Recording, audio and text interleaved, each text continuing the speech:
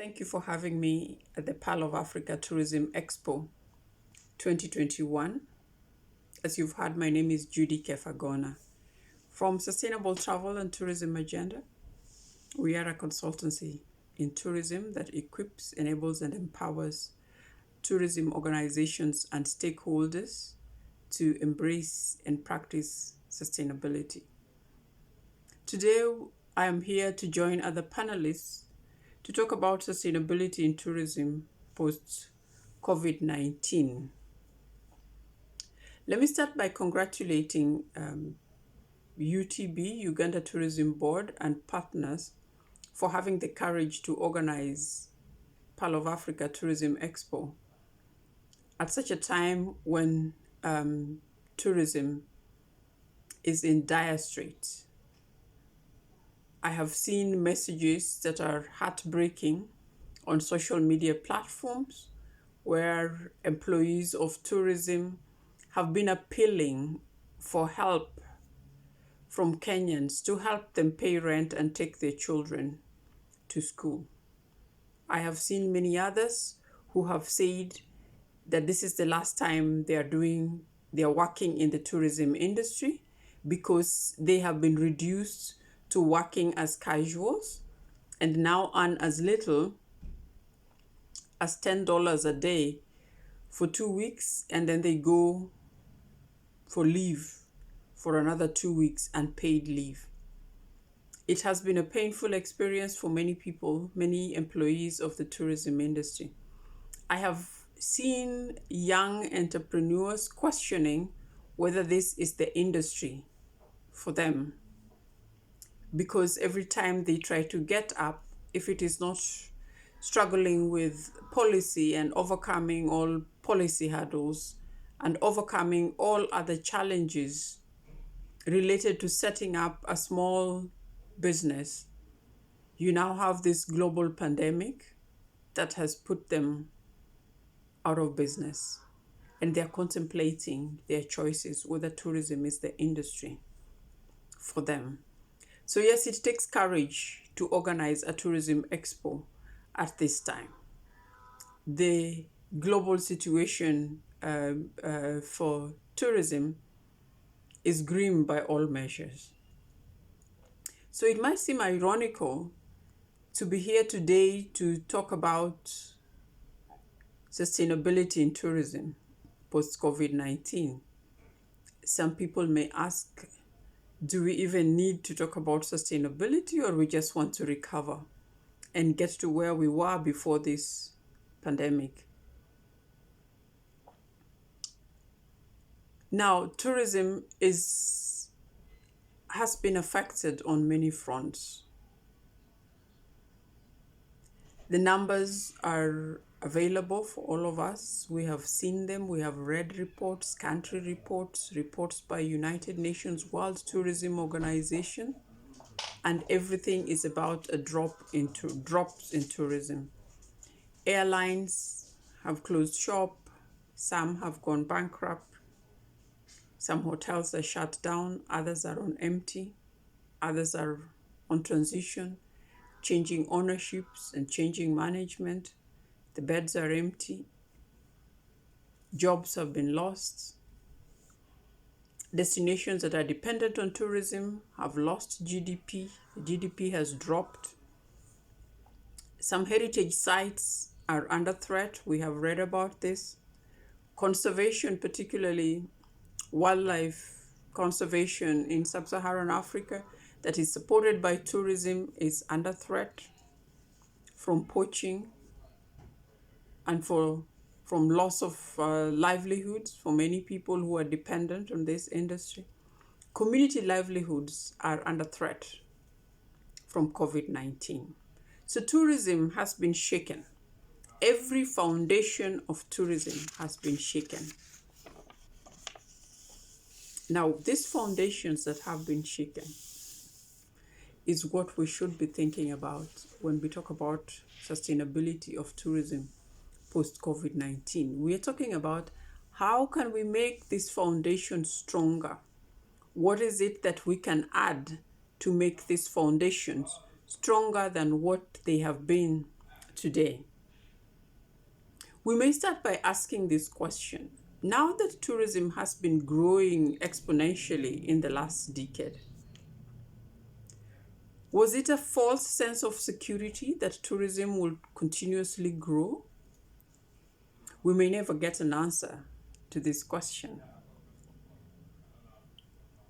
What we know is that the foundations that were there need rethinking. Now, I always refer to the foundations that tourism has been built on as the more is more foundation.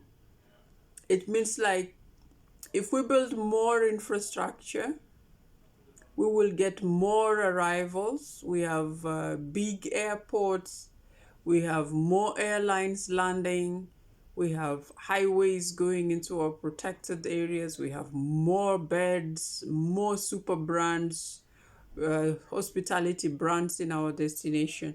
Then we have more conference facilities. Then we will get more arrivals. Then we will get more revenue. Then we will create more jobs. And then we can invest more. And tourism will become bigger and bigger and bigger. The notion of limit to growth has not been part of the tourism vocabulary. So tourism has been built on a foundation of more is more.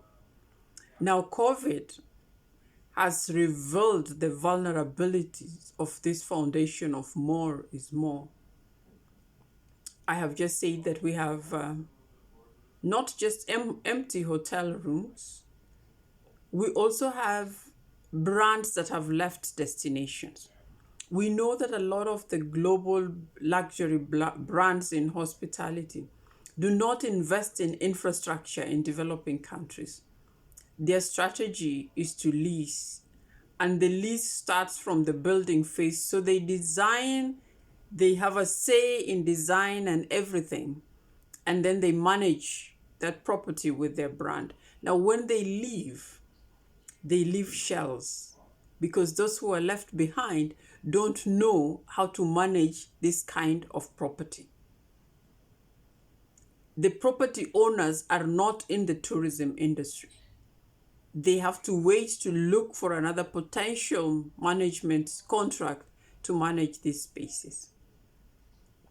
So chances are that now we have a lot of tourism elephants or white elephants in many destinations because of the concept foundations of more is more.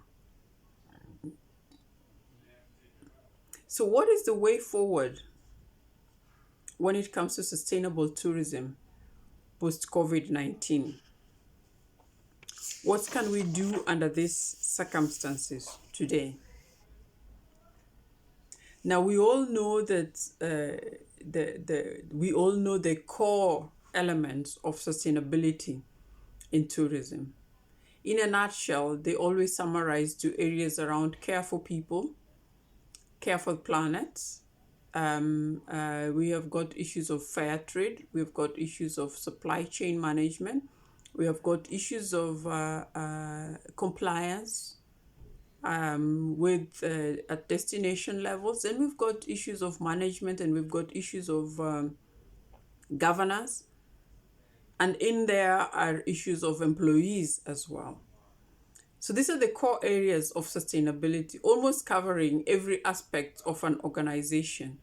So we've always said at STTA that sustainability is a quality management approach that enables you to do business ethically, taking into consideration your clients, taking into consideration the place, the residents, your supply chain, so that you are a good global citizen.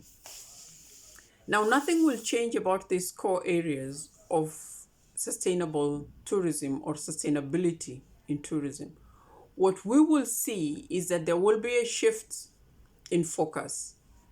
There are some salient areas in sustainable tourism that destinations have not paid attention to.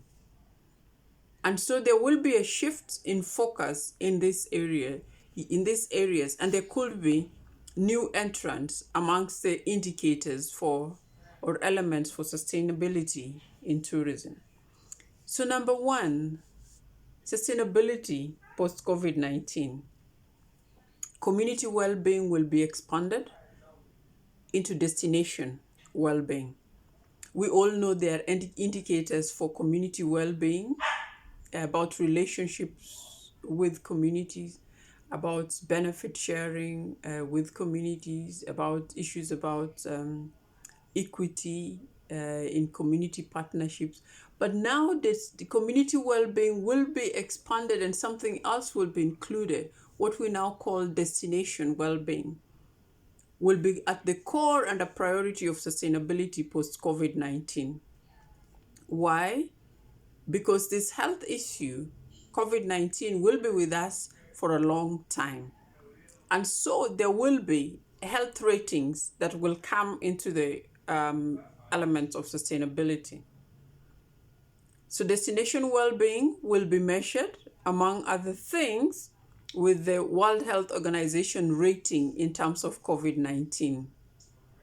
So we will see safe travel stamps for destination and safe travel stamps for travelers. So well-being is not just about having been vaccinated and so you can travel, but you would also want to know what is the health rating of these destinations.